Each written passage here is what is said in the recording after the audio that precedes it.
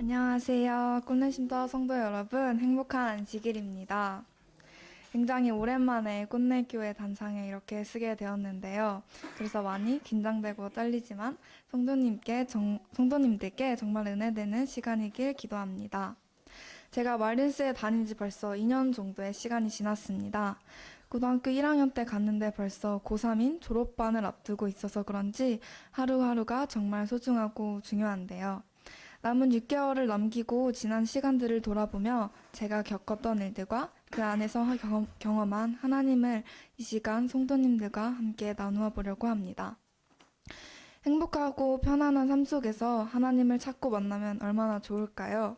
저는 죄인이어서 편하고 안락한 시간들을 보내면서 사는데 그때는 하나님을 찾기가 매우 어려웠습니다. 그래서 하나님께서는 저에게 시험과 아픔을 경험하게 해주십니다. 첫 번째 일로는 가족들과 일어난 일입니다. 구체적으로는 엄마와 일어난 일인데요. 종종 부모님들과의 다툼이 생기기도 하지만 이번 일은 조금 달랐습니다. 누구보다 엄마를 잘 안다고 자신할 수 있을 만큼 엄마와 친했고 학교를 다니기 전까지는 저에게 있어서 엄마는 하나밖에 없는 친구 같은 존재였습니다. 그런 엄마와 관계가 망가지기 시작했습니다. 일기장에는 올해 1월 달부터라고 적혀 있었는데 아마 그 전부터 조금씩 변화되고 있었을 것입니다. 외박날이면 집에 와서 엄마와 싸우는 건 기본이었고 마음이 상한 채로 학교에 가기도 했습니다. 그래서 외박이 다가오면 정말 좋았던 외박은 저에게 약간의 두려움이었고 집보다 학교가 더 편하다고 생각이 들 정도로 집이 많이 불편했습니다. 정확히 말하면 집이 아니라 집에 있는 엄마가 불편했던 것이죠. 집에 오면 엄마와 같은 테이블에서 각자 핸드폰만 하고 밥을 먹었고 밥 먹을 때 제외하고는 각자의 시간들을 보냈습니다. 그런 관계를 두세 달 보냈습니다. 이 정도도 정말 숨막히고 싫었는데 이건 시작에 불과했습니다. 어느새부턴가 엄마는 외박날이 되면 어디론가 사라지거나 방에서 나오질 않았고 밥도 따로 먹고 거의 대화를 하지 않았습니다. 심지어 가족 외출을 가도 따로 시간을 보냈습니다. 그렇게 저희 가족은 남보다 못한 사이가 되었습니다. 지금 생각하면 정말 악몽이 따로 없었습니다. 그런데 정말 행복하고 화목했던 저희 가족에게 왜 이런 일이 생겼을까요? 하나님께서는 저에게 무엇을 알게 하시려고 그런 걸까요? 저희 가족에게 어떤 깨달음을 주고 싶었으셨을까요? 일주일에 한 번 오는 남편과 한 달에 한 번 오는 아이들을 기다리며 외롭게 지내던 엄마. 그런 엄마를 소홀히 여기고 우리를 이해해주지 못한다며 서운해했던 성훈이와 저. 그리고 일주일 동안 열심히 가족들을 위해 일하고 먼 길을 왔다 갔다 했을 아빠. 서로에게 기대한 것들이 컸기에 그만큼 서운함도 컸던 것입니다. 그렇게 서로에게 상처와 아픈 말들을 내뱉었습니다. 엄마의 상태는 좀처럼 나아지지 않았고 그런 엄마를 집에 혼자 두고 오는 저는 정말 많이 힘들었습니다. 엄마가 이렇게 된 것이 다 저 때문인 것 같았습니다. 그래서 어떻게 해야 하나 이것저것 해보고 많은 생각을 해보았지만 나아지는 게 없었고 그런 어두운 마음을 가지고 살아가니 다른 사람에게도 조금씩 아픔을 주었고 해야 하는 일들과 공부도 쉽지 않았습니다. 주변 선생님들과 친구들이 조언을 해주었지만 제 귀에는 들어오지 않았습니다.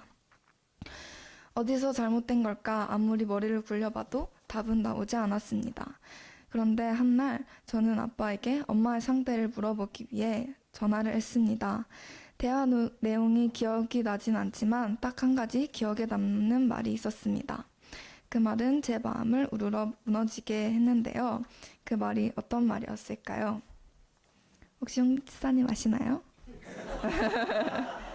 기억이 안 나겠죠? 바로 아빠도 많이 답답하고 이제 못하겠다 였습니다. 그런 아빠의 말에 저는 무너지고 맙니다. 항상 긍정적이고 이성적이고 어떤 일이 있어도 든든하게 저에게 있어서 버팀목이었던 아빠였는데 그런 아빠가 그런 말을 하다니 그래 아빠도 사람인데 했지만 너무 충격적이어서 와 이건 사람이 할 수 없는 일이구나 하는 생각이 들었습니다. 이때부터 저는 조금씩 정신을 차리기 시작했습니다. 마가복음 10장 27절에는 이런 말씀이 있습니다. 예수께서 저희를 보시며 가라사대 사람으로는 할 수 없으되 하나님께서는 그렇지 아니하니 하나님으로서는 다 하실 수 있느니라. 이 말씀처럼 제가 할 수 있는 것은 아무것도 없었습니다. 그렇게 저는 아빠와 통화 후 울며 하나님께 기도드렸습니다. 하나님, 그나마 제가 의지하던 아빠도 이렇게 무너졌습니다. 이제 저희 힘으로는 안 됩니다. 이제 하나님께 넘겨드릴 테니 알아서 해주세요. 저는 할 만큼 했어요. 이렇게 간절히 기도를 했지만 솔직히 저는 믿겨지지 않았습니다. 그래서 다시 기도했습니다. 하나님, 그리고 하나님께서 일을 해결해 주신다는 것을 믿게 해주세요. 그렇게 집에 가는 것이 두려워하던 저였지만 집에 가는 것이 기다려졌고 엄마와 대화하는 것이 두렵고 무서웠지만 하나님께 엄마에게 사랑을 말할 수 있게 지혜를 달라고 구했습니다. 그런 가족들의 노력이 엄마에게 닿았는지 하나님께서는 가족들과의 관계를 다시 좋게 만들어 주셨습니다. 이번의 일들로 저는 가까운 사람에게 더 잘하고 조금 귀찮더라도 가족을 먼저 챙기고 기도하는 딸이 된 것 같습니다. 가끔 엄마가 너무 행복해 하시면 아빠가 장난 반, 진담 반으로 야, 너네 엄마 또 저번처럼 돌아가는 거 아니야? 라고 말씀하십니다. 그럼 저는 절대 안 돼요 라고 말을 합니다. 그렇게 하나님께서는 이 사건으로 통해 저희 가족이 더 사랑하고 이해하고 배려하라고 서로 챙기라고 이 시험을 허락하신 것 같습니다. 베드로전서 5장 7절에는 이렇게 말합니다. 너희 염려를 다 주께 맡겨버리라. 이는 저가 너희를 권고하심이니라. 그 일들을 혼자 해결하는 모습을 보고 하나님께서는 얼마나 애가 탔을까요? 그렇게 저는 이 일들을 겪고 나서도 또 편안하고 배부른 날들을 보내며 하나님을 잊은 채 살아갔습니다. 그래서 하나님께서는 저에게 두 번째 시험을 주셨습니다. 하나님께서는 저에게 정말 좋은 타이밍에 좋은 시간에 이 시험들을 허락해 주시는 것 같은데요. 이번에는 학교 후배들과의 일입니다. 고3이 되면 학생회, 기숙사 도방장 등 여러 가지 직책들을 맡게 됩니다. 이번 고3 여학생이 저와 다른 친구 둘밖에 없어서 그 일들을 나눠서 해야 했습니다. 그 친구가 공부를 해야 한다고 학교에 많이 없어서 그 친구의 일까지 제가 도맡게 되었습니다. 그래서 그런지 더 예민해지고 바빠지게 되면서 실수도 많이 하고 후배들에게 화도 많이 냈습니다. 바쁜 날들을 살아가는데 선생님께서 상담 요청을 하셨습니다. 상담한 후 저는 큰 충격을 받게 됩니다. 몇 명의 후배들이 저를 싫어한다고 이야기를 들었을 땐 뭐 그럴 수 있지 했습니다. 그런데 제가 벌점을 마음대로 준다, 사람을 차별한다 라는 이야기를 들었습니다. 제가 했던 노력들이 다 무너지는 듯 했습니다. 누구보다 열심히 노력하고 규칙들을 잘 지키며 살아왔는데 그런 말들을 들으니 너무 화가 났습니다. 내가 무엇을 위해 이렇게까지 열심히 하고 상처를 받아야 하지? 하는 생각에 잠을 못 자고 다음 날이 되고 목사님과 상담 후 특박을 나가게 되었습니다. 집을 가는 도중 갑자기 한 찬양이 생각났습니다. 그 찬양은 세상을 사는 지혜라는 곡인데요. 학교에서 가끔 지치거나 힘들 때 피아노를 치면서 부르는 노래입니다. 이번에도 어김없이 생각난 찬양의 가사를 묵상하며 집으로 걸어가고 있었습니다. 가사 내용은 이렇습니다. 하늘을 볼 겨를도 없이 정신없이 세상을 살아가다가 마음의 먹먹함이 내 삶을 짓누를 때, 인생의 허무함이 내 삶을 짓누를 때 그제서야 주님을 찾습니다. 오늘도 여전히 주님은 그 자리에서 우리를 끊임없이 돌보시는데 부족한 내 영혼은 아직도 갈 길을 모릅니다. 라는 가사입니다. 아무리 열심히 살아보려고 해도 후배들에게 좋은 선배가 되어보려고 해도 내 힘으로 하려니 내 입에서 나오는 말들과 행동들은 다 나를 위한 말들이었습니다. 그리고 또 생각해보니 내가 그 친구들을 사랑하는 마음으로 지혜롭게 말을 하지 않았다는 것을 깨닫게 해주셨습니다. 그래서 하나님께서는 제가 했던 행동들과 말들을 돌아보게 하시기 위해 이 시험을 허락해 주신 것 같습니다. 그렇게 반성하는 특박을 보내고 학교로 돌아와 비슷한 삶을 살아가고 있었습니다. 사람이 확 변하지는 못하더라고요. 그런데 한 가지 바뀐 점이 있습니다.